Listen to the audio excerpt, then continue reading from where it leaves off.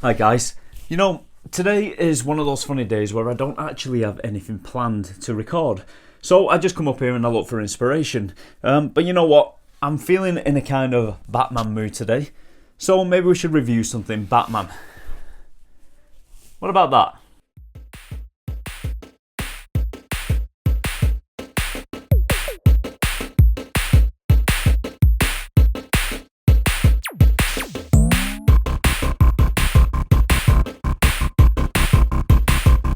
Okay, so this thing is my absolute pride and joy. The DC Collectables Batman the Animated Series Batmobile. This is just a beautiful piece of plastic, it really is. And I bought this quite a while back now. It's actually quite ideal to do a review on this now because McFarlane are going to be releasing their version, which is essentially the same version, more or less. Actually, probably more than less. I think it is exactly the same Batmobile. They're also releasing the Batwing, which I missed out on last time, so I'll be definitely getting that this time. I have no idea where I'm going to display it because it is, I think it's like twice the size of this, and this is big enough. And for the longest time, I had this in its box because I had nowhere to display it. But when that Batwing comes out, I will find somewhere to put it. I need it this time. I was gutted that I missed out the first time. And that's just how good these things are. I don't have the room for them, but I still want to buy them. Batman the Animated TV series is my #1 favourite animated TV show. Without a doubt, hands down, they have never made anything as good in my humble opinion, because I love Batman, and that animated TV show just blew it out of the water, and they had some amazing writers on that show like Paul Dini. They had Bruce Timm, who was in charge of the whole thing, and anything he puts his hands to, he just tends to produce gold. So it was always destined to win, that animated show. And even now, at my age, I still enjoy it. It never gets old. So, of course, I collect Batman the Animated Series figures. Mostly these ones here, the DC Collectible line. McFarlane have now taken over this line, but they seem to be doing a lot of cell shading on the figures, which I'm not a fan of. I think they may be dropping it on later releases because not a lot of people like it either. But for the longest time, I've been collecting these figures, which are to scale with this Batmobile, and that is why it is so big, but it is so beautiful. I think it is one of my favourite Batmobiles. This and the 1989 Keaton Batmobile are hands down my favourite, my top two. Just what I think of. When I think of the Batmobile, I either think of this or I think of the Tim Burton one.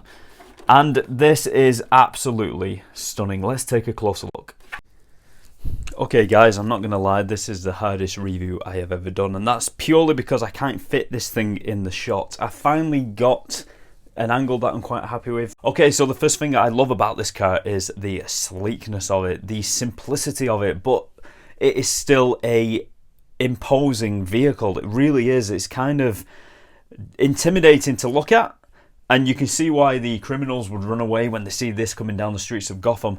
I've always loved this design. Ever since Kenner Toys released their version in the 1990s, I've always wanted one, and I never got one. I had the 1989 Toy Biz Batman, but this one was always slightly out of my reach. Well, the Kenner version of this, I should say. So I had to opt for making my Batmobile out of a tissue box. Just a square box, which more or less represented this Batmobile, which is more or less a rectangle, and I painted it black and I popped my Batman figure inside, and away I went. Imagination was everything, because imagination was all I had. Now, finally, as an adult, I have my very own Batman the Animated Series Batmobile. It's an absolute beast and it brings me so much joy. Okay, so let's have a look at it. First of all, the front wheels do actually turn slightly, which is a nice little feature. When you turn the steering wheel, which is in this cockpit, they don't turn. You have to actually do it with your hands.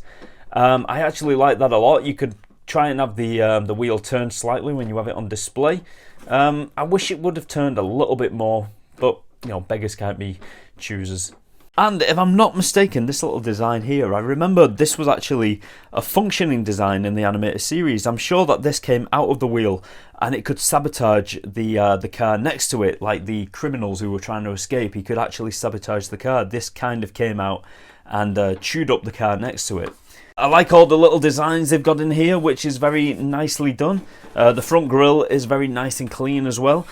Got two headlights at the front, which actually work. These actually work. You can put batteries into the bottom here, and I've already got mine loaded. Flick the switch and the lights come on, but I'm going to show you that a little bit later on. Also at the back of the car here we have more light features.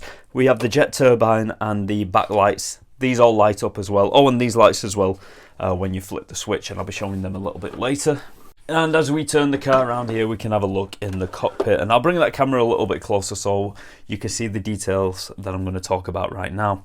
Okay, so inside the cockpit you can see that it is very, very well detailed, and I especially like the attention to some of the smaller details as well.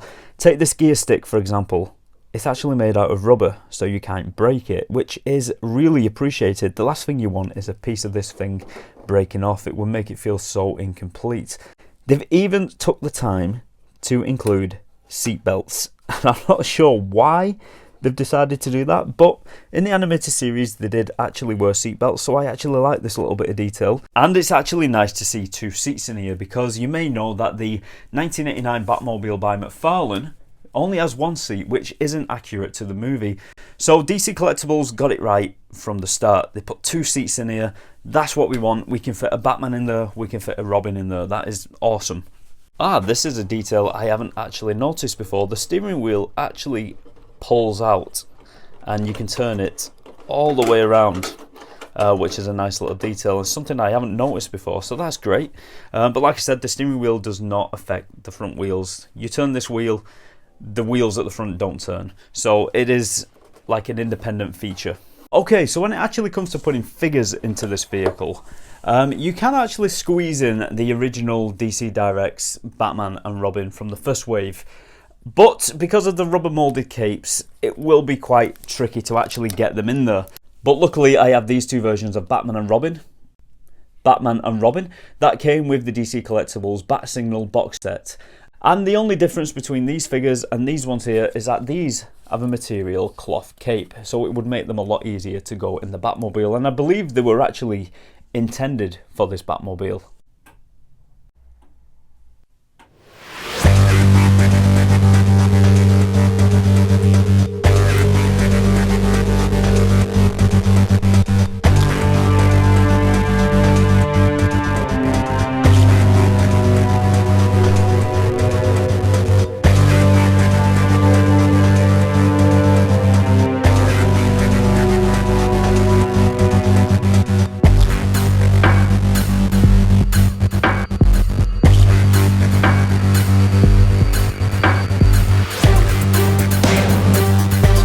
Okay, so the lights on this thing are most definitely a selling point. They really do make this vehicle come alive, and this vehicle is most definitely the hardest thing that I have ever had to review. It is massive and it is just really hard to get the camera around it. That's why I'm in this position here holding it, just to show you, because it's the easiest way. Yeah, the lights really are a selling point to this vehicle. They really do make it come alive and make it look so much more attractive, and I especially like when you close the visor you can still see the lights shining through there. It just really is nice. Obviously you can't have it on display with the lights on all the time, and I most likely would recommend removing the batteries just in case they leak, or get alkaline batteries. But you know, just to be on the safe side, I would remove them. That's something I'm actually guilty of. I haven't actually took these batteries out since I put them in, and I haven't had any problems so far, but probably is best just to take them out just in case. But yeah, a really, really attractive vehicle. I'm really glad I've got it in my collection. I highly recommend you buy it. If you collect the DC Collectibles Batman figures, or now the McFarlane Batman figures from the animated series, this is a must. And of course, the Batwing when they finally bring that out. But yeah, highly recommend this. Let's get some shots of it before we end the video. Until next time, I'll see you later.